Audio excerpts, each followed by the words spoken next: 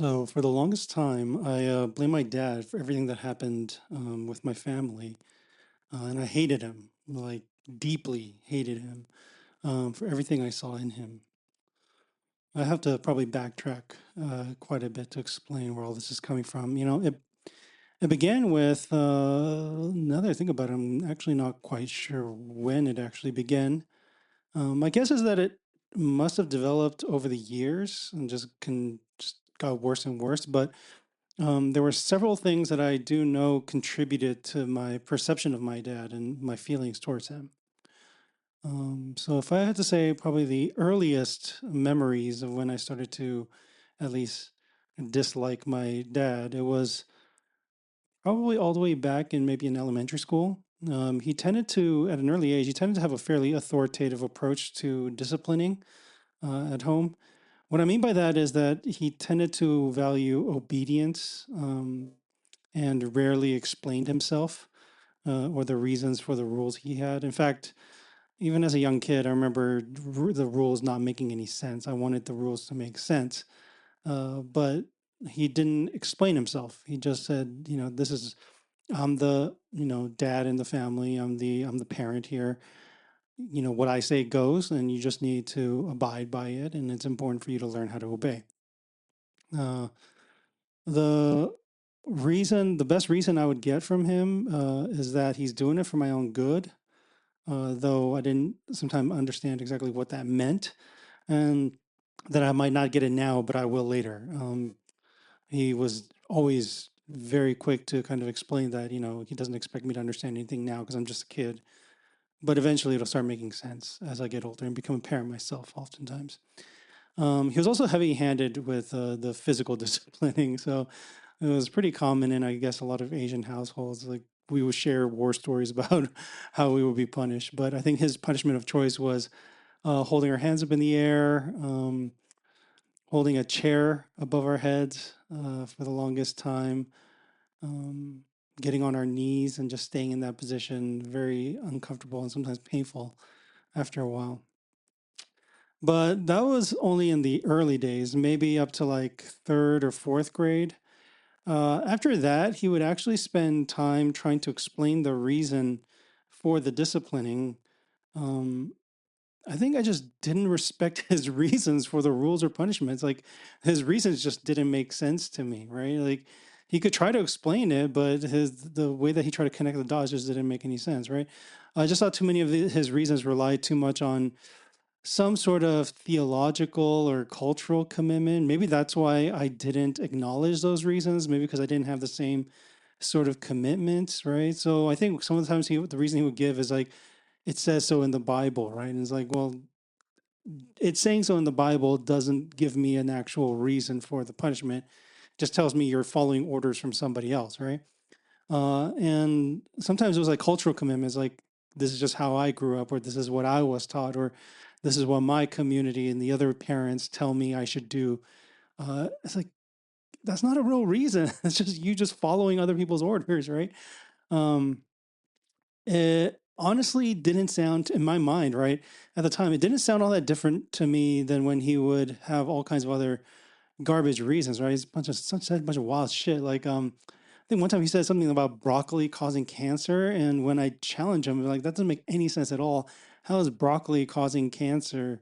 And he would say like, oh, it was in the Korean newspaper, and I was like, who made them the authority on anything, right? Like, it was this is a credible newspaper. I mean, I think when I heard that, I thought one of two things, right? Either the newspaper was just not credible and they're just saying irresponsible shit that they shouldn't be publishing, or I, thought that maybe my dad just did not was an idiot, right? Like he just believed whatever he read, or he just had no critical thinking skills. He just kind of, or maybe he just even read it wrong. I don't know what, right? But either way, like none of it made sense to me, right? So, the point is that his justifications for the punishments, for the rules, for the guidelines, for how the household is to operate, they always sounded a little suspect to me. I mean, he was essentially telling me something is wrong because someone or something said it was, or if I didn't see that it's wrong, that I'll just eventually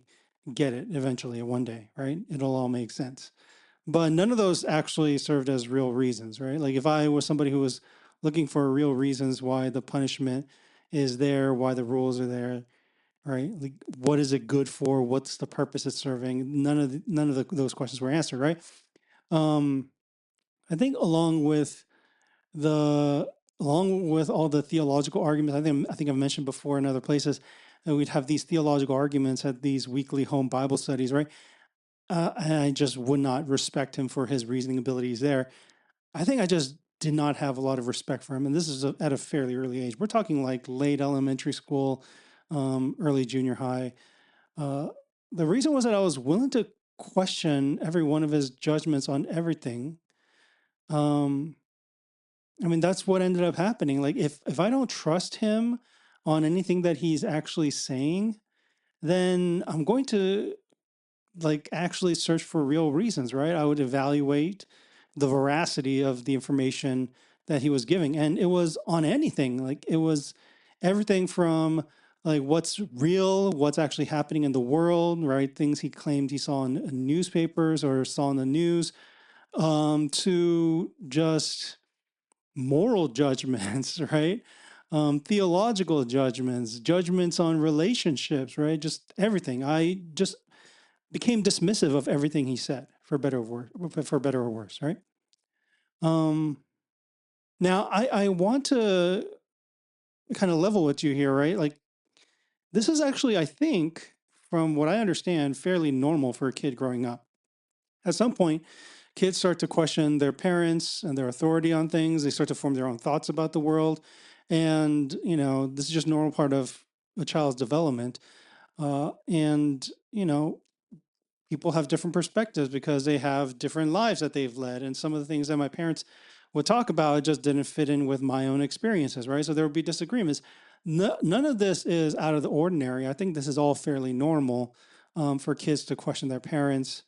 Uh, he was, I mean, I knew, I think, at a very early age that my dad and my mom, both of them actually, had a fairly skewed view of the world. I think my dad was just a little bit more insistent on holding on to his world perspectives, right? Worldview. But I was aware fairly early on that he just had a very different set of life experiences because he was fairly transparent about how it was for him growing up, where he grew up. And I think I mentioned that in junior high, I was shipped off to Korea where I lived for a couple months actually in the home that my dad grew up in, right? Like I could see exactly what he experienced, and it was shockingly so vastly different than what I was experiencing growing up. So I could tell that much of what he saw as quote unquote the right way to engage with others, to engage with the world, his views on morality, on what's right and wrong, these were all heavily influenced by his own experience growing up in this rural community where everyone knew everyone else. It's hard to see that translating to a place like Los Angeles, where people didn't really know each other, except within these like little niche communities, weren't really all collectively part of the same community, and just were from all over the place with different backgrounds, like a lot of immigrants, a lot of people just who came from different states, right? Like they just had a different way of living, different set of values. So I cut him some slack even early on, but I still was fairly firm that I thought he was wrong about most things in life, at least for me, in the place that we now live with the people that we now engage with, right? Like none of the things that he would say would actually make sense to me. Um, but I always like cut him some slack and said, he's just from a different era and a different place, a different time. You know, he can't. It's hard for him to adjust. It was frustrating that he wouldn't adjust, but in his mind, he just had a hard time kind of adjusting to the reality that there's a world beyond the one that he kind of knew growing up. So, to be honest, if things remained in just this space, our relationship probably would have had its struggles, but I probably would not have had the experience of the level of anger and resentment that I actually had towards him for so many years. What really derailed our relationship started early in high school.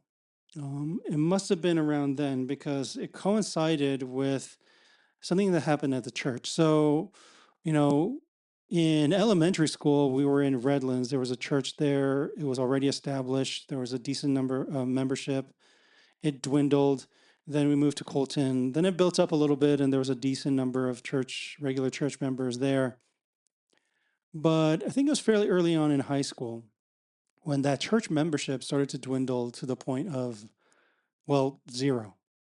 Um, I experienced this is what's crazy. I experienced the times when the church was flourishing, and then I also experienced the downturn. And the downturn was a really bad downturn. Like I'm talking like there were Sundays when it would just be our family in the sanctuary. There would be nobody that would step into the church. And it was like we're having a family service. It wasn't all weeks. There were some weeks. There were some weeks where there's a couple people in the neighborhood that would, regularly show up. We're talking like two people at most, right? Like two, three people at most. Um, the church basically died. The church basically died. And because my dad's, I mean, I think at the time I didn't fully grasp the gravity of what that meant for my dad. But thinking back on it now, right? I imagine that would be like not only losing your job, but having the loss of your job kind of rubbed in your face every Sunday, right? Um, I don't know exactly how big of an impact it really had as a kid. I think all I saw was the result. I don't know if it was just the dwindling church membership either. It could have been the toll of poverty and the fact that my mom had to be the breadwinner for so many years. But I saw something shift in my dad because he was a guy that I remember growing up as a kid was so enthusiastic about his work. He was so passionate about serving his community, about the church and serving the people, the congregation members, meeting with people, breaking bread with them, just talking life with people. That man that I used to know completely disappeared. It, and he turned into not only a shell of himself, but a shell of a person. He spent much of his days like we lived in the church owned or bought out the property. And probably still they're paying a decent amount of mortgage on it, right? But they had the sanctuary, and then they also bought the home next to it for the pastor. This is, I guess, pretty common in these religious institutions, right? But that was for us to live in. And there was a little area for growing like plants and so on. And it was like he reverted back to his childhood days or something in the farm where he would just tend to his garden. He would read the newspaper. Um, I rarely saw him working on anything. He would get ready and go out when there was some sort of meeting with other pastors for some, denomination gathering of some sort, right? He would present okay in these hour settings, but when I would come home on a day-to-day basis on most days, like I just never saw him doing anything.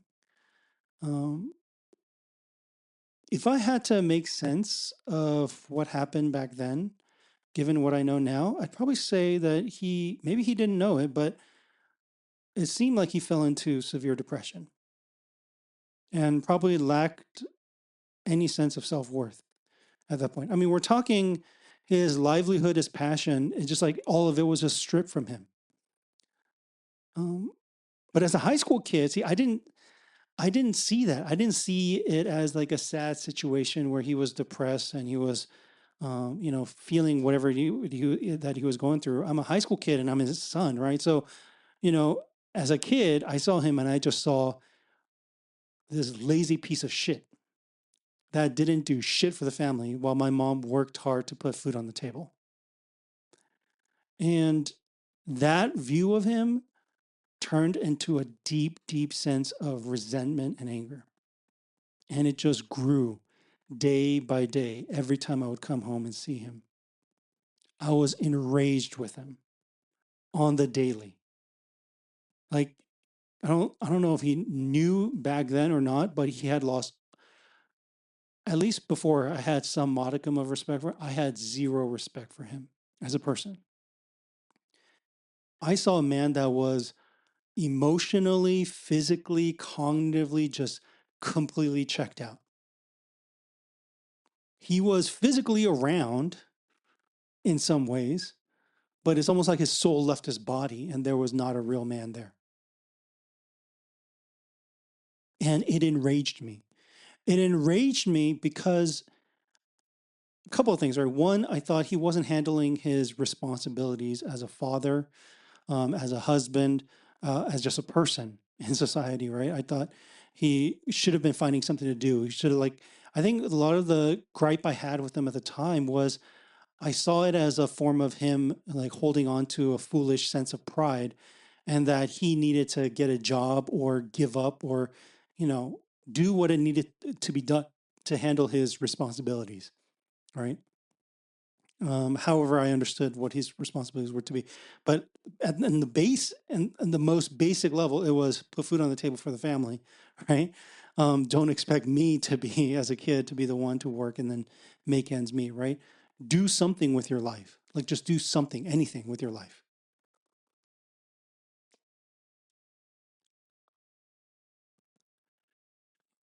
And I hated him because not only was he not handling his responsibility, because he wasn't handling his responsibilities, I thought that it was putting a burden on everyone else. And the toll I saw it take the most on was my mom, who was just hustling. Like she was not, my mom is the kind of person who works hard, but is not very mindful or thoughtful in what she's doing. So I never expected my mom to like develop skills, like, because it was hard for her mind to like slow down and not long enough to really do something well. But she would work hard, right? So she would find ways and make ends meet. She would pick up odd jobs here and there. And it was at least something, right? But the fact that she had to go to the lengths that she did in order to make ends meet absolutely enraged me. My goal at some point became to be just not my dad. Like that was my goal. It wasn't to be anything in particular. It was just don't be like my dad. I wanted to distance myself from him, to never to be the man that I saw just that deteriorated right in front of my eyes. Um, I still fulfill certain obligations, like whatever that meant, right? Like these were kind of like more habits, I guess, right? Things that were ingrained into me as these are kind of like your obligations as a person.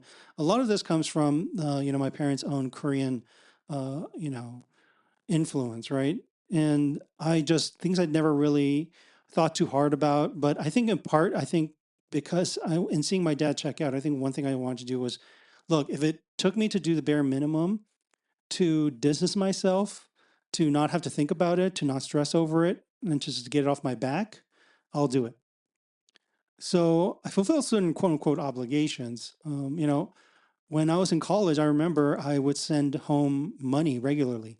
I'm talking to a college student who was taking out loans, working part time to try to minimize those loans.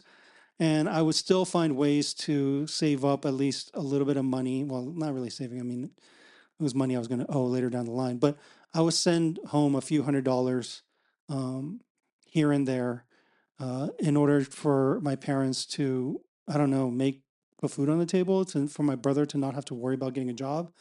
Um, and I did this with another thing in mind, which is at least if I'm doing this, I just didn't have to actually fulfill any other expectations they might have had of me, like coming home. I tried so hard to avoid being around him.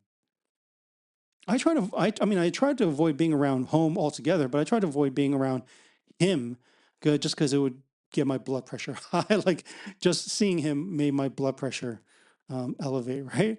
Um, so I'd make excuses for why I couldn't make it to certain events, right? I would try to avoid coming home. Sometimes I just did it out of feeling of obligation, but In the summers, I purposely tried to stay away from home, find a job in LA, away from my parents. I tried to, you know, in whatever holidays, like 3-day weekends there were, like I would just make excuses like school stuff or whatever. I think they always thought I was busy because I constantly got into the habit of making so many excuses for why I was too busy and I couldn't come back home. But the reality was I didn't want to come back home. I didn't want to see my family. It was depressing to see my family. My brother was fine, but my mom and dad, seeing them in the state that they were in, I couldn't. I never gave enough weight to just how much that image of my dad shaped my relationship with him for the 2 decades that follow. 2+ decades, maybe. Before he was just wrong about stuff, right? As a kid, that's what it was. But now the narrative was something much harsher, right?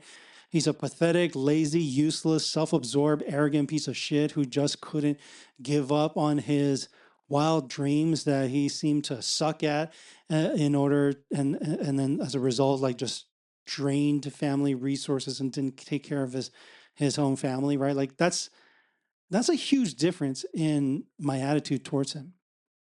One meant that any mistake he made became just another piece of evidence. Like it's almost like once that narrative was in my head, everything he did just reminded me of all the other things that I remembered and cherry picked in my mind to support this idea that I had already of him.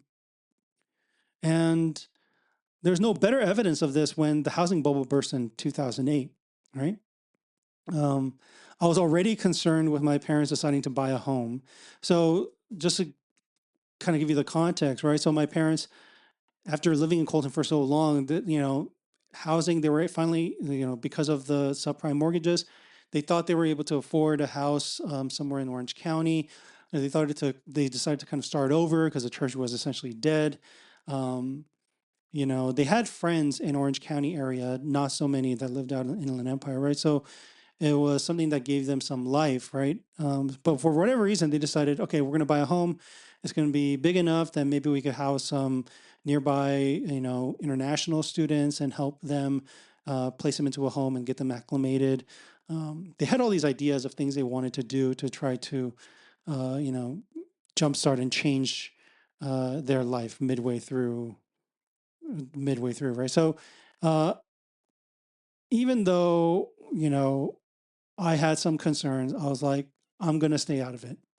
They can make their own decisions. Now, I had some serious concerns. One was that it wasn't a fixed 30-year mortgage. So I was like, already, this is a little odd.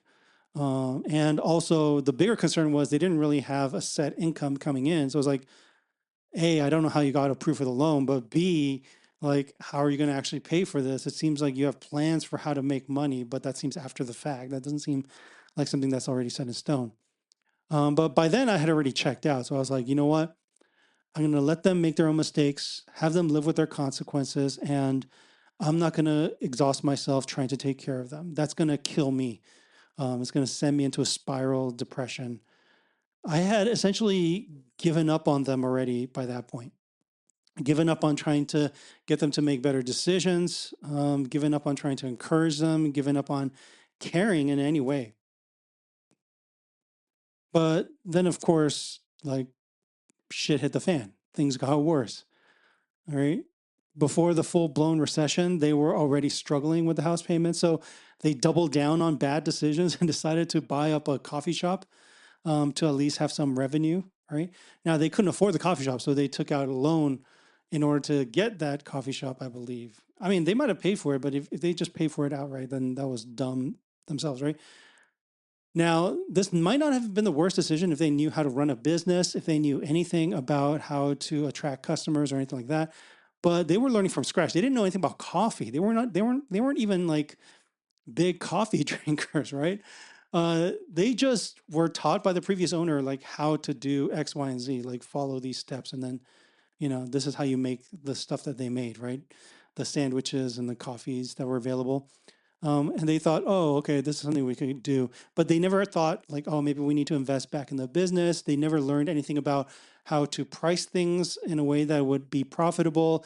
They never learned about properly advertising or getting the word out or anything like that, right?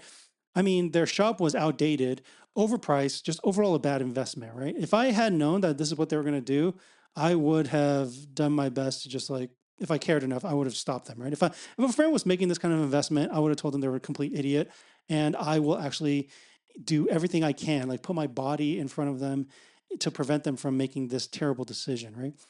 I tried to help when I had some time and energy in the summer. I think part of it was you know, I got free coffee out of it. I was a big coffee drinker. I actually was addicted to caffeine at that point. But it was also kind of like a nice quiet place when it wasn't too busy for me to get work done for grad school during the summer. So I thought, oh, maybe I'll go ahead and at least do it, try it out, learn a few things. And I did. Um, but of course, I couldn't help but see what a shitty establishment it was. And I was like, oh my goodness, I wish I could change some of the things that are done here, at least make it more efficient, at least have products that people would actually want, try to be a little bit innovative to attract new customers.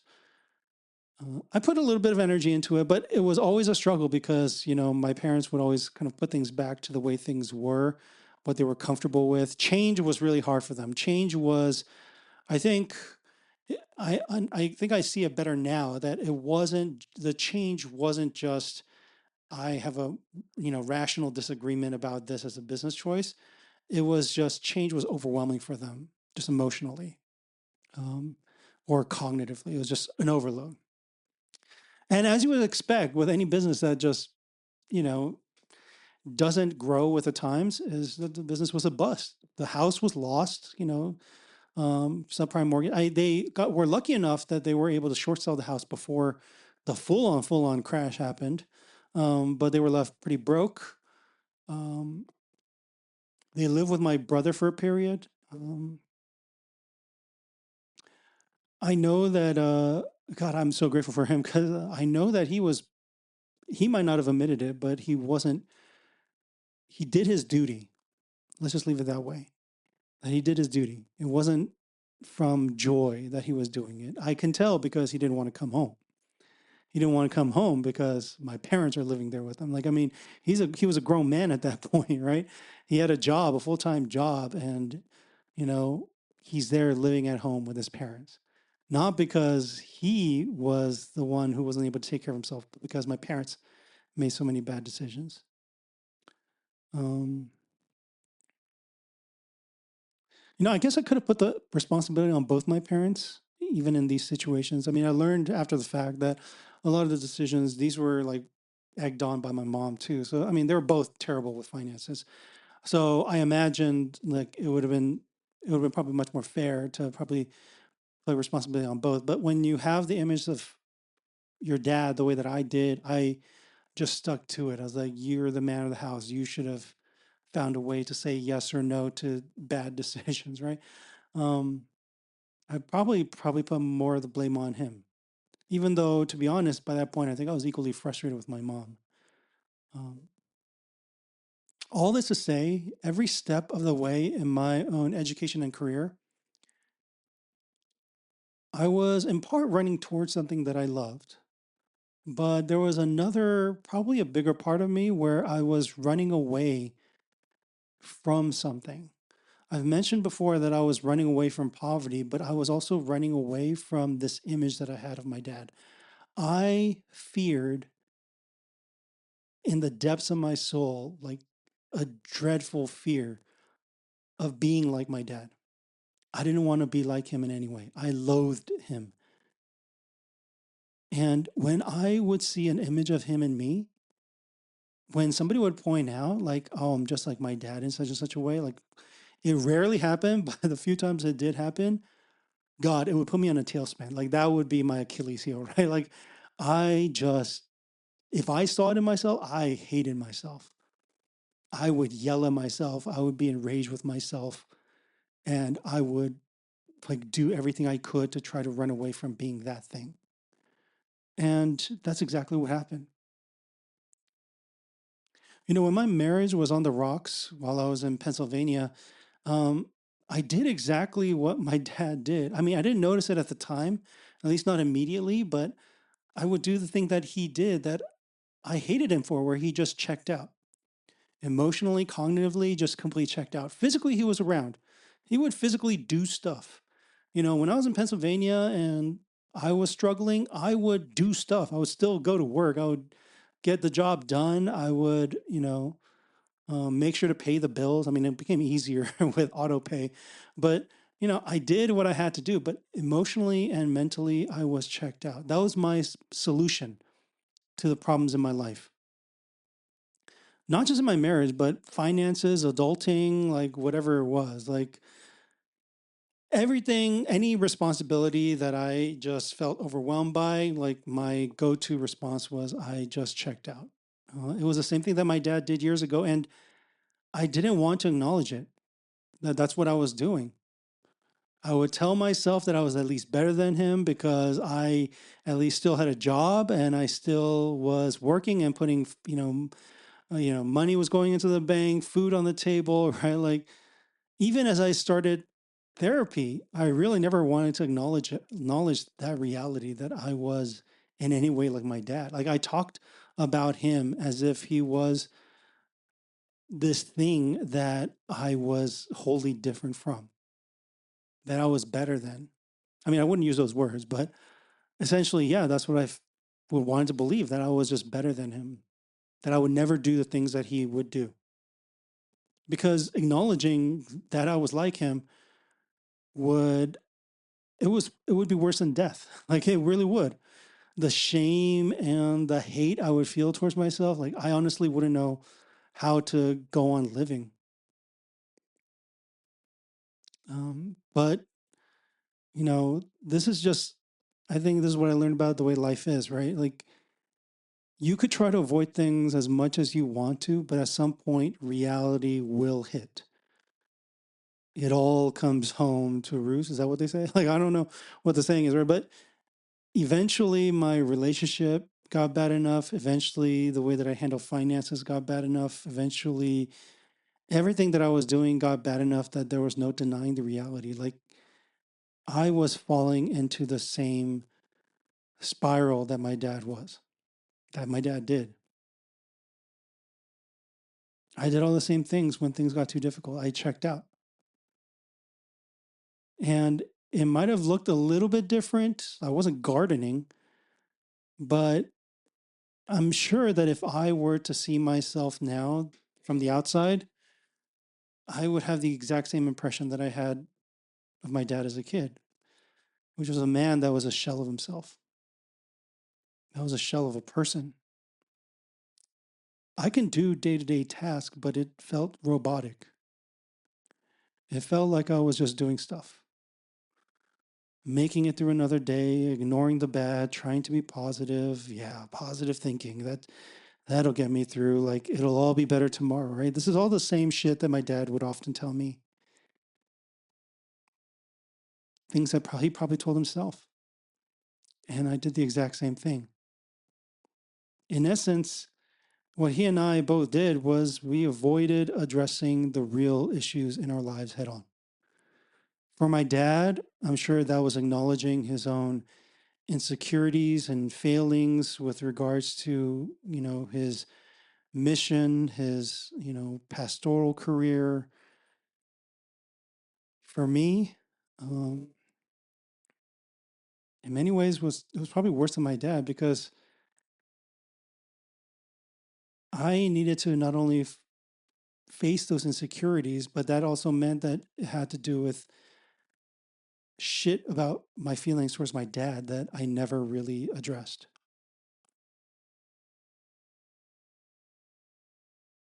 And I just didn't want to face them directly. So I would always make excuses for them, for not facing them or deflecting and saying that that's not really the issue. Or sometimes it hurt others because I would blame others for the mistakes that I made.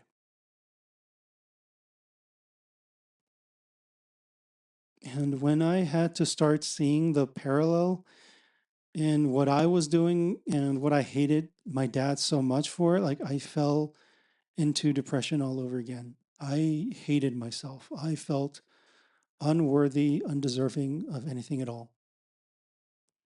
I just want I just wanted to crawl into a hole and just die. If anything, I felt like it was justified if the people that had hurt along the way, that they deserved to put me in that hole and to bring about my death. Everything I had worked on just felt meaningless in an instant because as much as I tried to run away from being the man that I hated so much, I ended up becoming just like him. I cannot describe fully what those therapy sessions were when I would have to go back to these spaces and acknowledge how I actually felt about my dad. I can only describe to you what I did afterwards, which was I would just crawl into bed and I would just cry for hours. I would just cry for hours. And then I would sleep. And when I woke up, I didn't necessarily feel better. I stopped crying. It was cathartic, I guess, in that way. But I also felt a little bit numb because it's almost like so much just got sucked out of me.